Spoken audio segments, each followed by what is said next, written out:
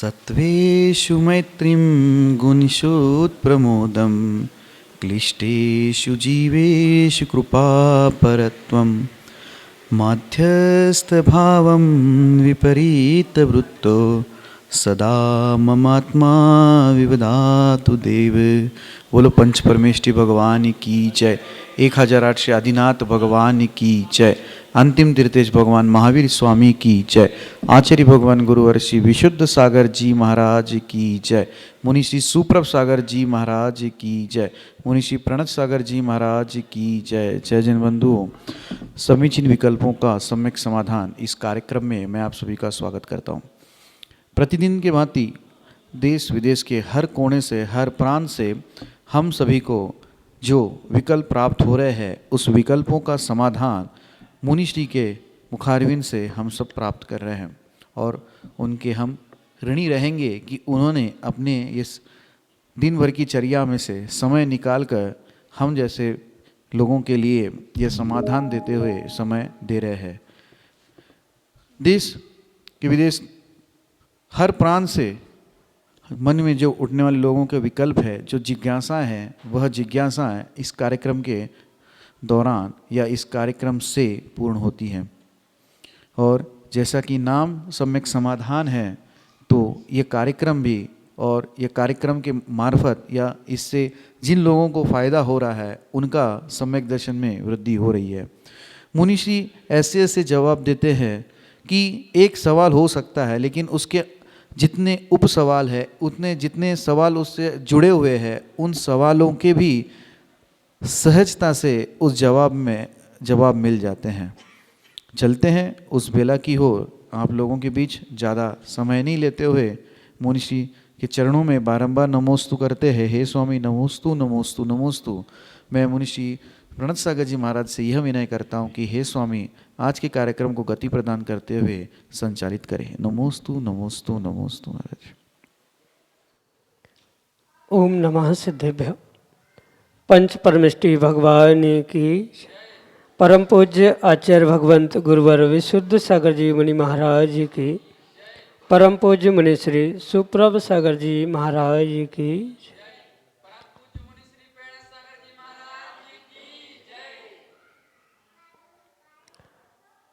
विकल्प तो विकल्प ही होते हैं और वह विकल्प अनंत संसार को बढ़ाने वाले होते हैं। और विकल्पों के जाल में फंसा हुआ व्यक्ति संसार से मुक्ति नहीं पाता है। संसार से मुक्ति पाना है तो उन विकल्पों को समीचीनता प्रदान करने की आवश्यकता है, क्योंकि समीचीन विकल्प ही संसार के से पार कराने के लिए कार्यकारी हो सकता है। और वही समीचीन विकल्प जो संसार से पार कराने वाला है, उसका सम्यक समाधान यदि किसी निर्ग्रंथ गुरु से प्राप्त हो तो निश्चित ही वह अनंत सुख का साधन बन जाता है। ऐसा समीचीन सुख का कार्यकारी उपाय, समीचीन विकल्पों का सम्यक समाधान हम सभी प्रतिदिन परम पूज्य मुनि श्री सुप्रभ सागर जी महाराज के मुखारबिंदु से प्राप्त कर रहे हैं। देश के विभिन्न प्रांतों से अनेकानेक समीचीन विकल्प हमें यहाँ प्रतिदिन प्राप्त हो रहे हैं और परम पूज्य मुनि श्री आगम के परिप्रेक्ष्य में उनका हम सबको सम्यक समाधान प्रदान कर रहे हैं। प्रारंभ करते हैं आज का सम्यक समाधान। और आज का पहला विकल्प गौर झामर सागर मध्य प्रदेश से भानु जैन परम पूज्य मुनि श्री के चरणों में बारंबार नमोस्तु निवेदित करते हुए अपना समीचीन विकल्प रख रहे हैं कि महाराज जी, जिनागम के अनुसार दीपावली की पूजन कैसे करना चाहिए एवं किसकी करना चाहिए। हमारे समीचीन विकल्प का सम्यक समाधान करते हुए हम सबका मार्गदर्शन करने की अनुकंपा करें। नमोस्तु महाराज जी, नमोस्तु। ओम नमः सिद्धम। परम पूज्य आचार्य भगवान गुरुवर विशुद्ध सागर जी महाराज की, परम पूज्य मुनि श्री सुप्रभ सागर जी महाराज की। जिनागम में प्रत्येक पर्व और त्यौहार मनाने की परिपूर्ण रूप से व्यवस्थित व्यवस्था या व्यवस्थित क्रियाओं का उल्लेख मिलता है, जो वर्तमान में मात्र देखा सेखी करते हुए दूसरों का अनुकरण करते हुए जो भी कार्य किए जा रहे हैं वह वास्तव में आगम के अनुरूप नहीं है। और बहुत सारे जीव उस आगम को ना समझने के कारण ही मात्र तथाकथित लोगों के द्वारा या किसी दूसरों को देखा सेखी करते हुए अपनी क्रियाओं को, पूजाओं को, त्यौहार आदियों को मनाते। इस क्रिया को समझने के लिए वास्तव में पूर्वाचार्यों के ज्ञान को या पूर्वाचार्यों के क्रियाओं को, उन्होंने दिए हुए उपदेशों को समझने की परम आवश्यक। दीपावली एक ऐसा पर्व है जिसे आचार्य भगवंतों ने नैमित्तिक पर्व कहा है, क्योंकि तीर्थंकर वर्धमान स्वामी जो कि वर्तमान के शासन नायक है, उनके उस निर्वाण कल्याणक से इस पर्व का, त्यौहार का संबंध होने से इसे नैमित्तिक पर्व कहा गया। और उस नैमित्तिक पर्व को मनाने के लिए वर्तमान में बहुत सारी अंध रूढ़ियाँ प्रारंभ हुई है, जिसके कारण से जीव भगवान की पूजा करने के बाद भी परिपूर्ण रूप से मिथ्यात्व में जा रहा है। कर सम्यक की क्रिया रहा है, पर उसका अभिप्राय मिथ्यात्व से या विपरीत होने के कारण से वह मिथ्यात्व की ओर झुक रहा है या सम्यक दर्शन में उसके अतिचार लग रहे। इसलिए परिपूर्ण रूप से इसके विषय में समझना आवश्यक ही नहीं अपितु अनिवार्य है। दीपावली मनाने का मुख्य उद्देश्य दो प्रकार से हमें समझना होगा। एक, जो प्रातः की बेला में, प्रत्युष बेला में जैसे ही सूर्योदय होने का समय था, उस समय पर वह अंतिम तीर्थंकर वर्धमान स्वामी ने उस अपने योगों का निरोध जो धन्य तेरस को किया था, उस 2 दिन बाद उन्होंने उस अमावस्या की प्रातः काल के समय में उन्होंने अपने पूर्ण शरीर, मन, वचन का योगों के साथ इस संसार का भी त्याग करके निर्वाण लक्ष्मी को प्राप्त कर लिया था। इसलिए उस सुबह के समय में भगवान वर्धमान स्वामी की पूजा की जाती है और उन्होंने उस लक्ष्मी को यानी मुक्ति लक्ष्मी को प्राप्त किया था। इसका भी प्रतीक लक्ष्मी पूजन कही जाती।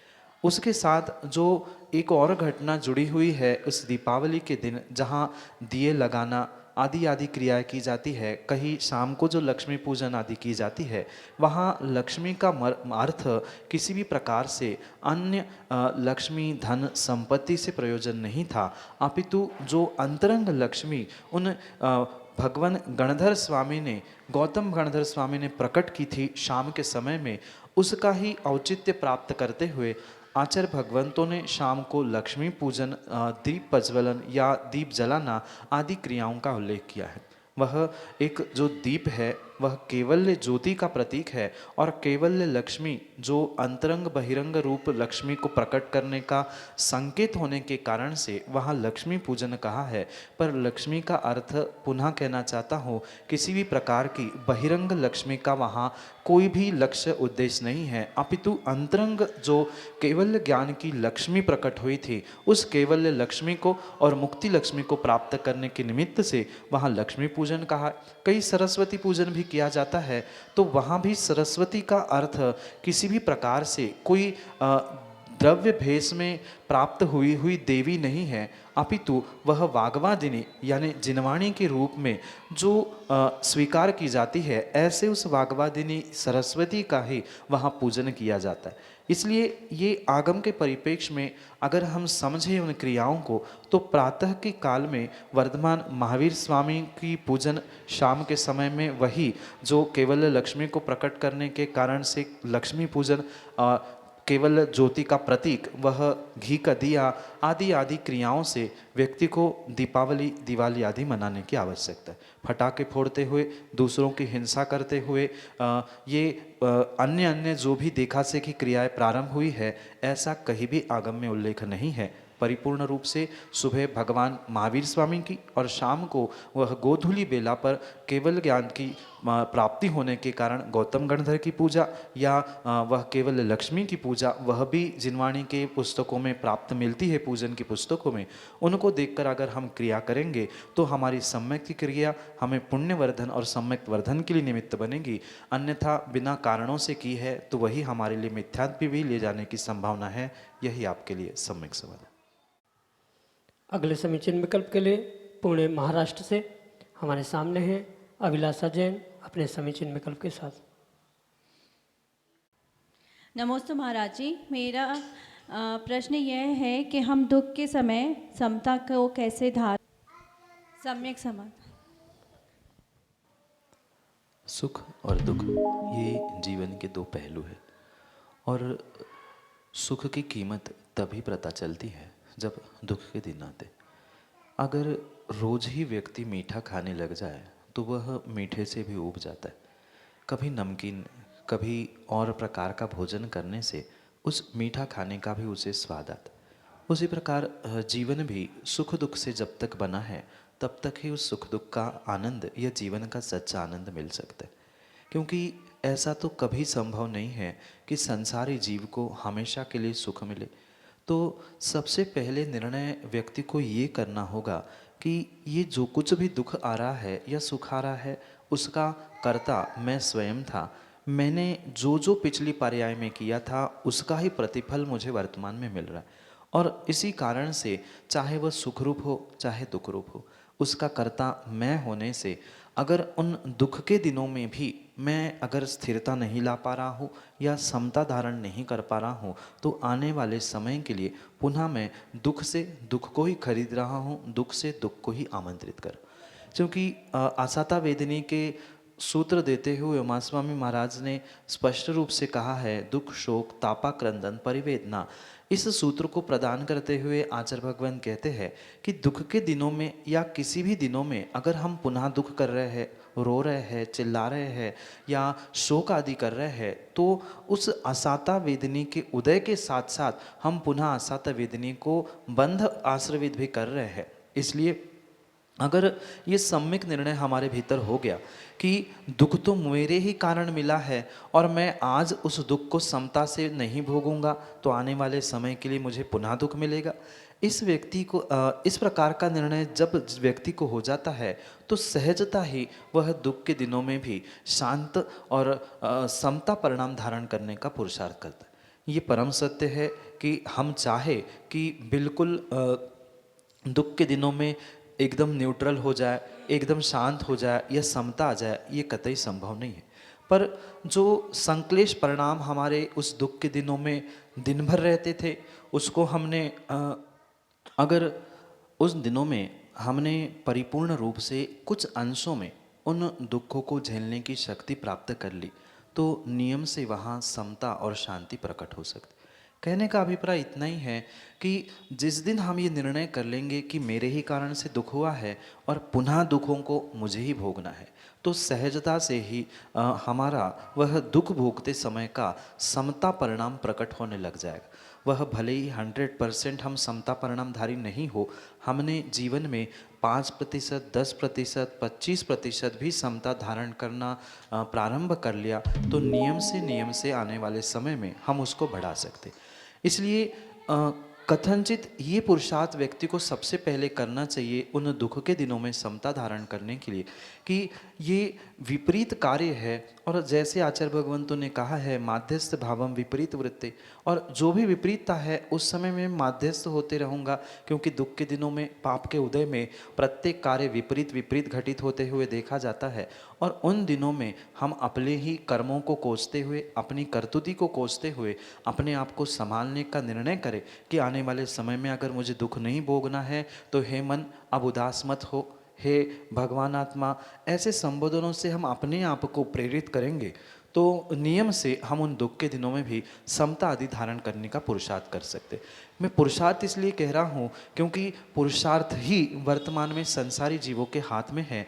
पूर्ण रूप से होना ये तो कथनचित कर्मों का प्रभाव रहेगा और जब तीव्र कर्म का उदय रहता है तब पुरुषार्थ भी काम में नहीं आएगा। पर हमने जीवन में 5, 10, 20, 25% भी पुरुषार्थ करते हुए समता धारण करने का प्रयास किया है तो नियम से हमने बहुत कुछ अचीव कर लिया है। क्योंकि 100% कर लेंगे तो पंचम काल में रहते ही नहीं, कहीं और ही पहुंच जाते। इसलिए कुछ अंशों में हमें 50% भी उसको हासिल करने का पुरुषार्थ किया।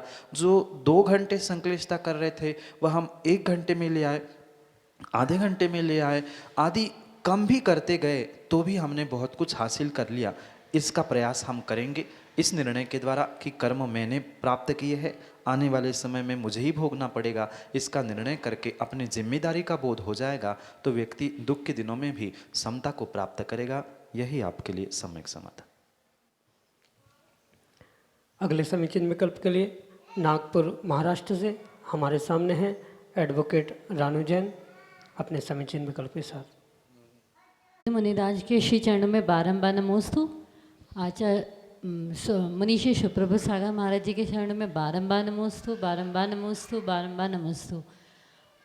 इस सुप्रभ में मेरा प्रश्न यह है कि जो धर्म है, धर्म की परिभाषा जो है आज के युग में हम किसे धर्म माने, क्योंकि जो धर्म की परिभाषा हमारे तीर्थंकर जो बता गए हैं वो परिभाषा है, और वहाँ से लेकर आज तक जो है धर्म को परिवर्तित अलग अलग शब्दों में लोग उसको परिवर्तित करते जा रहे हैं।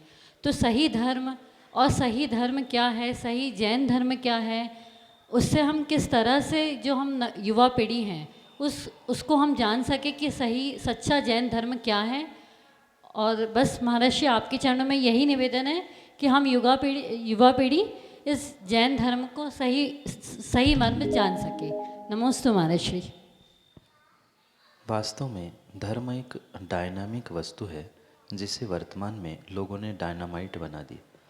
एक बहुआयामी डायनामिक बनने के लिए जो हमें प्रेरणा देता है वास्तव में उसका नाम धर्म है। पर जो संकुचित विचार, संकुचित सोच के द्वारा जो क्रियाओं में या किसी विशिष्ट वर्ग तक बांध के रखने वाला जो है वह डायनामाइट जैसा, वह विस्फोटक धर्म वर्तमान में लोगों ने बना दिया। आगम के परिप्रेक्ष्य में पूर्वाचार्यों ने भी जब जब धर्म की परिभाषा की तो उन्होंने भी उस धर्म को बहुआयामी अनेकांतात्मक दृष्टि देते हुए समझाने का प्रयास किया। किसी अकेले आचार्य भगवंत ने ये नहीं कहा कि धर्म मात्र इतना है, ऐसा कहीं नहीं कहा। जब जब धर्म की व्याख्या होती है तब तब आचार्य भगवंत कहते हैं वत्थु सहावो धम्मो चारितम खलु धम्मो रणत्यम च धम्मो। अनेक प्रकार से उस धर्म को परिभाषित करते हुए आचार्य भगवंत समझाते हैं। क्यों? क्योंकि सब व्यक्ति के हिसाब से, यानी सामने वाला धर्म को किस प्रकार से ग्रहण कर सकता है, युवा को युवा तरीके से, जो जानता नहीं है धर्म क्या है उसके लिए सम्यक दर्शन धर्म कह दिया। जिसने सम्यक दर्शन सम्यक ज्ञान प्राप्त कर लिया है उसके लिए कहा कि चारित्रम खलु धम्मो, उसके लिए चारित्र को धर्म कहा है।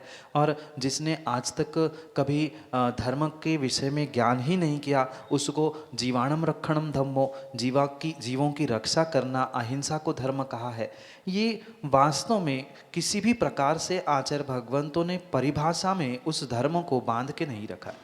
जब जैसी परिस्थिति आ जाए और सामने वाला जिस प्रकार से हो उस प्रकार से उसको समझने और समझाने के लिए परिपूर्ण रूप से आचार्य भगवंत ने यहाँ पर ये समझाने का पुरुषार्थ किया है कि धर्म तो अपने आप को समझने की और अपने आप को भगवत्ता देने की वस्तु है, अन्य धर्म की कोई भी परिभाषा नहीं। चाहे उसे तो आप अहिंसा रूप में ग्रहण कर लो, चाहे चारित्र रूप में, सम्यक दर्शन के रूप में, या अन्य किसी भी प्रकार से धर्म को समझे, पर अंतिम लक्ष्य वहाँ अपने भीतर की भगवत्ता, अपने भीतर की सुख शांति को प्रकट करना। आप चाहे जिस मार्ग से पहुँचो, क्योंकि एक स्थान पर पहुँचने के लिए मार्ग अनेक हो सकते हैं, पर उस अनेक मार्गों में से हमारे योग्यता को देखते हिसाब से हम उस मार्ग तक पहुँचे। अगर हम मात्र एक ही धर्म की परिभाषा या स्वरूप कह देंगे तो वर्तमान के युवा उससे बहुत दूर हो जाएंगे। और विशेष करके कई बार हमने युवाओं के सामने भी इस बात को समझाने का प्रयास किया, जो वास्तव में जैनिस्टिक अप्रोच ऑफ साइंस है। कई दिनों से यहाँ कक्षा भी हो रही थी। जो जैनिस्टिक अप्रोच ऑफ साइंस है, यानी विज्ञान से युक्त हमारा आगम नहीं है, आगम से ही विज्ञान निकला है, उनको उनकी भाषा में अगर हमने समझाने का प्रयास किया तो नियम से उस धर्म के प्रति वे रुचि रखते। पर अक्सर होता यही आया है कि जो तथाकथित धर्मात्माओं ने, जो मात्र धर्मात्मा का भेष बनाकर धर्म के ठेकेदार बने हैं, उन्होंने मात्र उस धर्म को विस्फोटक बनाया है, डायनामाइट बनाया। ऐसा नहीं करो, ये नहीं करना चाहिए, ऐसा करना चाहिए। व्यक्ति को जब भी टोका जाएगा जाएगा, और विशेष करके युवा अवस्था में कि ऐसा नहीं करो, ऐसा करो, तो नियम से वह धर्म से और धर्मात्मा से दूर होगा। उनको वास्तविक कारण बताया जाए कि पूजा करने का क्या उद्देश्य है, अभिषेक क्यों किया जाता है, 16 क्या होता है, स्वाध्याय क्यों होता है, गुरु की सेवा क्या होती है। अगर उनको कंसेप्ट क्लियर करते हुए इन क्रिया से जोड़ा जाएगा तो नियम से वर्तमान की युवा पीढ़ी धर्म के प्रति रुझान रख सकती। ऐसा मैं स्वीकार नहीं करता कि वर्तमान की युवा धर्म से दूर हो रहे हैं। अगर उनको सम्यक मार्ग और धर्म की सम्यक प्ररूपणा की गई तो नियम से वह धर्म और धर्म की क्रिया प्रति जुड़ सकते हैं, पर आवश्यकता समझाने वाले की और समझने दोनों की है। अगर दोनों ने समय दिया तो वास्तविकता में आचार्य तीर्थंकर प्रणीत जो ये हमारा जैन धर्म है, जिसका पूरे संसार में कहीं अथाह सार नहीं है, सबसे श्रेष्ठ ऐसे इस अहिंसामयी धर्म को समझने और समझाने की आवश्यकता है। वस्तु का स्वभाव अगर धर्म माने तो वह सर्वव्यापक परिभाषा होगी। इसलिए हम सामान्य रूप से सबकी अलग अलग स्टेजेस, अलग अलग अवस्थाओं को समझते हुए इसके अलग अलग परिभाषा समझे। और सच्चा धर्म तो वही है जहाँ मानवता और अहिंसा है, जहाँ अपने स्वभाव को पहचानना प्राप्त करना है, वही धर्म है। यही आपके लिए सम्यक समाधान से। अभिषेक जैन सागर मध्य प्रदेश से अपने समीचीन विकल्प के साथ हमारे सामने। महाराज श्री के चरणों में बारंबार नमोस्तु। सम्यक समाधान में मेरा प्रश्न यह है महाराज श्री कि उत्कृष्ट ध्यान कौन सा है और उसको लगाने की प्रक्रिया क्या है, समाधान कीजिए। एकाग्र चिंता निरोधो ध्यानम, एकाग्रता से चिंता का निरोध करना, उसे आगम में ध्यान का। और जो ध्यान के भेद भी किए हैं, उन ध्यान के भेदों में वह जो आज आप प्रतिदिन करते हो अभिषेक भाई, वह भी ध्यान ही है। यानी जो ध्यान के 4 पाए बताए हैं, उसमें से जो आर्द्र और रौद्र ध्यान है, वह श्रावक अपने घर, कुटुंब, परिवार में रहते रहते प्रतिदिन करता है। पर वह उत्कृष्ट ध्यान नहीं है, वह तो पापों में बांधकर हमें संसार में रुलाने वाला ही ध्यान है। पर उन दोनों से उत्कृष्ट ध्यान धर्म ध्यान को कहा, और धर्म ध्यान से भी उत्कृष्ट ध्यान शुक्ल ध्यान को कहा। शुक्ल ध्यान वर्तमान में पंचम काल में संभव नहीं है, वह परिपूर्ण रूप से निर्ग्रंथ मुनिराजों को होता है, और वो भी 8वें गुणस्थान के आगे। और पंचम काल में 7वें गुणस्थान के आगे कोई गुणस्थान नहीं बन सकता। इस परिप्रेक्ष्य में वर्तमान की अपेक्षा से अगर कोई उत्कृष्ट ध्यान है तो उसका नाम है धर्म ध्यान। और उस धर्म ध्यान को भी आचार्य भगवान 4 प्रकार से समझाने का प्रयास करते हैं। जो उस धर्म ध्यान के अंतर्गत शायद आपने पढ़ा हो, सुना हो, आचार्य उमास्वामी भगवान ने इस धर्म ध्यान के विषय में सूत्र देते हुए समझाया है कि अपाय विचय, विपाक विचय, आज्ञा विचय आदि ये 4 धर्म ध्यान का है। और उसमें जो संस्थान विषय धर्म ध्यान है, उस संस्थान विषय धर्म ध्यान के भी पुनः 4 भेद बताए। क्योंकि जो आगम में दिया हुआ है उसको वैसा का वैसा स्वीकार करना, ये आज्ञा विषय है। कोई मिथ्या दृष्टि को देखकर अरे कितने बेचारे का मिथ्यात्व का तीव्र उदय है, ऐसा सोचना, वह उससे बचेगा कैसे, उसके उपायों के बारे में सोचना, ये अपाय विषय और उपाय विषय धर्म ध्यान का। और मुख्यतः से जो श्रावक और साधुओं के लिए कहा जाता है, ऐसे साधुओं की मुख्यता से बताया जाने वाला वह संस्थान विषय धर्म ध्यान है। और वह श्रावक भी कुछ अंशों में कथनचित प्राप्त कर सकता है। और संस्थान विषय के जो 4 भेद बताए हैं, वह परिपूर्ण रूप से इस समय इस प्रकार से समझने की आवश्यकता है: पदस्थ, पिंडस्थ, रूपस्थ और रूपातीत। किसी एक पद को ध्यान में लेना, यानी नमो हरियंताणम, आँख बंद करके मन, वचन और काय इनकी चंचलता को रोकते हुए जो उस नमो हरियंताणम का चिंतन हमारा चल रहा है एकाग्रता से, वह हमारा पदस्थ ध्यान है। पिंडस्थ ध्यान जो धारणा के रूप में आचार्य भगवंतों ने बताया है, पृथ्वी धारणा, अग्नि धारणा, वायु धारणा, जलीय धारणा और साथ में तत्रूपति धारणा, ये उस पिंडस्थ ध्यान के प्रकार बताए गए। फिर उसके बाद रूपस्थ, यानी अरिहंत भगवान के रूप को निहारना, वैसा ही मेरा रूप है ऐसा चिंतन करना, ये रूपस्थ ध्यान है। और सिद्धों जैसा मैं अशरीरी हूँ ऐसा चिंतन करना, ये रूपातीत ध्यान कहा। अपनी अपनी अपेक्षा से प्रत्येक ध्यान उत्कृष्ट ही है, क्योंकि कर्मों की निर्जरा करने के लिए श्रेष्ठ। जिसमें हमारा मन लगे वह सबसे उत्कृष्ट ध्यान होता है, क्योंकि दूसरों के कहने से ध्यान नहीं होता, वह अपने स्वयं के मन को शांत करने के लिए, अपने आप को ठीक करने के लिए किया जाने वाला ध्यान है। चाहे रूपस्थ हो, पिंडस्थ हो, अन्य किसी भी प्रकार का ध्यान हो, धर्म ध्यान, वह नियम से हमारे कर्मों की निर्जरा करने के लिए अगर सफल है, कार्यकारी है, तो वह हमारे लिए उत्कृष्ट है। क्योंकि किसी दूसरे के लिए उत्कृष्ट हो वो मेरे लिए हो ज़रूरी नहीं है, और जो मेरे लिए हो वह दूसरे के लिए हो ये भी ज़रूरी नहीं। अपनी अपनी अपेक्षा से हर व्यक्ति का जिसमें मन लग रहा है वह उसके लिए श्रेष्ठ ध्यान, उत्कृष्ट ध्यान कहा गया। पर एक श्रावक भी उस पिंडस्थ पदस्थ ध्यानों को करते हुए उसका विशेष विशेष पुरुषार्थ करते हुए अपने कर्मों की निर्जरा कर सकता है। इसके विषय में जो अभी 10 लक्षण में शिविर हुआ था, उसके प्रातः काल में लगभग 1 घंटा उस ध्यान को समझाने का या ध्यान की प्रक्रिया को प्राप्त करने का जो पुरुषार्थ शिविर में हुआ था, शायद उसके विषय में भी आप और यूट्यूब आदि के द्वारा प्राप्त कर सकते हो, उसे समझ भी सकते हो। क्योंकि ये एक अभ्यास है, ये आलम्बन है, उस आलम्बन से अपने भीतर तक पहुंचना होगा, और हमारे लिए जो उत्कृष्ट है वो हमारे लिए है। इसलिए जिसमें आपका मन लगे वो उत्कृष्ट करते हुए उसका पुरुषार्थ करें, यही आपके लिए सम्यक समाधान। श्रीमती राजकुमारी जैन, नागपुर, महाराष्ट्र से अगले समीचीन विकल्प के लिए हमारे सामने। दोनों महाराज जी के चरणों में मेरा बारंबार नमोस्तु नमोस्तु नमोस्तु। महाराज जी, मेरी एक शंका है कि अणुव्रत और यदि किसी ने अणुव्रत लिया है तो क्या वो प्रतिमाधारी के श्रेणी में आता है कि नहीं आता है? अणुव्रत और प्रतिमाधारी में क्या अंतर है? और एक शंका ये है महाराज जी कि जो कोरोना काल में बहुत से लोग गए हैं, तो क्या वो उनकी मृत्यु उसी समय निश्चित थी कि उनका अकाल मरण था? नमोस्तु महाराज जी, मेरी शंका का समाधान कीजिए। नमोस्तु नमोस्तु।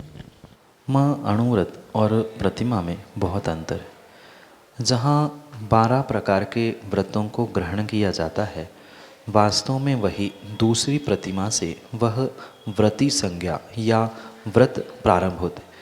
उसके पहले भी, यानी पहले प्रतिमा में भी जो क्रियाएं की जाती है, जिसे दर्शन प्रतिमा कहा जाता है, या सामान्य रूप से 5 अणुव्रत ग्रहण किए जाते हैं, ये मात्र नियमों के रूप में, अणुव्रत के रूप में तो फिर भी स्वीकार किया जा सकता है, पर आगम के परिप्रेक्ष्य में व्रत और व्रती संज्ञा अगर कहीं से होती है तो दूसरे प्रतिमा से होती।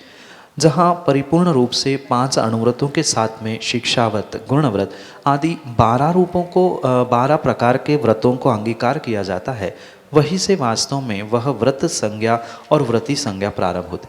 उसके पूर्व में भले ही वह 5 अणुव्रत लिए है, ठीक है, वो कर्मों की निर्जरा करने के लिए योग्य है, पापों से बचने के लिए श्रेष्ठ है, पर फिर भी वह परिपूर्ण रूप से व्रत के रूप में उसे स्वीकार नहीं किया जाता। इतना ही नहीं, अपितु बहुत सारे जीव जो रोहिणी व्रत है, पर्युषण व्रत है आदि उपवास के रूप में, एकासन के रूप में करते हैं, भले ही वो उसको कह दे कि वह व्रत कर रहे हैं, पर वह संज्ञा का ही व्रत है। आगम के परिप्रेक्ष्य में दूसरी प्रतिमा से 12 व्रतों का जहाँ अनुपालन निरतिचार पूर्वक किया जाता है, वहीं पर वास्तव में वह व्रत संज्ञा कही जाती। ऐसा नहीं है कि अणुव्रत लेना हीनता का, या उस व्रत को, 12 व्रतों को लेना ज्येष्ठता, ऐसा छोटा बड़ापन कहीं नहीं है। पर आगम के परिप्रेक्ष्य में ये पक्का है कि मात्र 5 अणुव्रतों को व्रत नहीं कहे गए। उस अणुव्रतों की रक्षा करने के लिए जो गुण व्रत, शिक्षा व्रत आदि 12 व्रतों की परिभाषा की गई है, उन सबके साथ ही वह वास्तविक व्रतों की परिभाषा या वास्तविक व्रत प्रारंभ होते। इस कारण से उन व्रतों को समझने के लिए उन 12 व्रतों को परिपूर्ण रूप से ग्रहण करना होगा, और तभी वह दूसरी प्रतिमा कहलाई जाती। और उन 12 व्रतों के साथ फिर आगे की प्रतिमाओं का स्वरूप समझना होगा। बहुत सारे जीवों का ये भ्रम है कि दर्शन प्रतिमा या मतलब मात्र वह भगवान के दर्शन कर लिए हो गया, नहीं, वह 25 दोषों से रहित, 25 गुणों से युक्त होते हुए सम्यक दर्शन को प्राप्त करना और उसका निरतिचार पूर्वक पालन करना, इसका ही नाम परिपूर्ण रूप से वह पहली प्रतिमा कहा है। और पहली प्रतिमा के साथ पुनः 12 व्रत ग्रहण करना, ये दूसरी प्रतिमा है। पहली दूसरी के साथ 3 समय की सामायिक करना, ये तीसरी प्रतिमा है।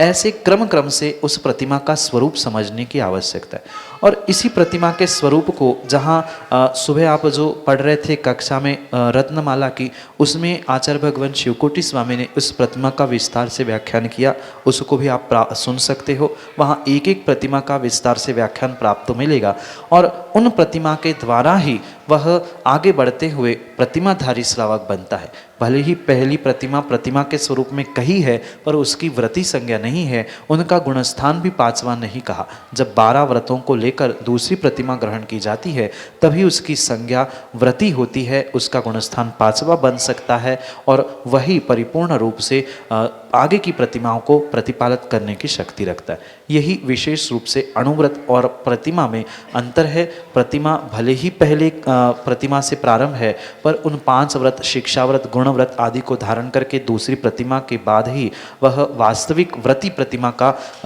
परिमण प्रारंभ होता है। यही प्रतिमा में और व्रतों यानी अनुव्रतों में विशेष रूप से अंतर और समानता समझने की आवश्यकता है, जो कि आपके लिए सम्यक समाधान है।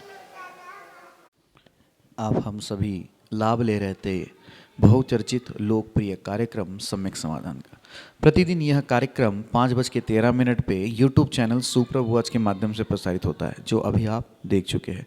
इस कार्यक्रम के दौरान 3 सवाल आप लोगों से पूछे गए थे और 3 सवालों के जवाब आपको 1 घंटे के भीतर 6:15 बजे तक हमारे व्हाट्सएप के नंबर 8707548811 इस पे भेजने होते हैं। और इस कार्यक्रम का, इस प्रतियोगिता का नाम सुविशुद्ध ज्ञान धारा प्रतियोगिता है और उसके विजेता शाम को 6:30 बजे आचार्य भक्ति का कार्यक्रम लाइव होता है, उसके मार्फत आपको दिखाई देते हैं और वो भी अपने यूट्यूब चैनल सुप्रभ वॉच के माध्यम से। सम्यक समाधान में अगर आप अपने मन में उठने वाले विकल्पों को शांत करना चाहते हो, जिज्ञासाओं को शांत करना चाहते हो, कुछ जानकारी चाहते हो, तो आप हमारे व्हाट्सएप के नंबर 8707548811 इस पे हमसे संपर्क कर सकते हैं। आप अपनी जिज्ञासाएं इमेज के द्वारा, ऑडियो मैसेज के द्वारा या टेक्स्ट मैसेज के द्वारा व्हाट्सएप के थ्रू हमारे तक पहुंचा सकते हो। हम इसको एकत्रित करके मुनिश्री तक पहुंचाएंगे और मुनिश्री के मुखारबिंद से हम सभी लोग लाभान्वित होंगे उस सम्यक समाधान का। प्रतिदिन की भांति मुनिश्री के प्रवचन शाम को 7:40 पे जिनवान टीवी के माध्यम से प्रसारित हो रहे हैं और विषय चल रहा है शिवकोटि महाराज स्वामी रचित अद्भुत ग्रंथ रत्नमाला का। आप लोग रत्नमाला ग्रंथ पहली बार टीवी के माध्यम से स्वाध्याय कराया जा रहा है। आप सब लोग इस कार्यक्रम का माध्यम से, प्रवचन के माध्यम से शाम को 7:40 पे जिनवान टीवी के माध्यम से घर बैठे इस ग्रंथ का स्वाध्याय कर सकते हैं। आज के लिए इतना ही। शेष और ऐसे ही अच्छे विकल्प, अच्छे सम्यक समाधान लेके आप तक जरूर आएंगे। तब तक देखते रहे हमारा यूट्यूब चैनल सुप्रभ वॉच। जय जिनेंद्र।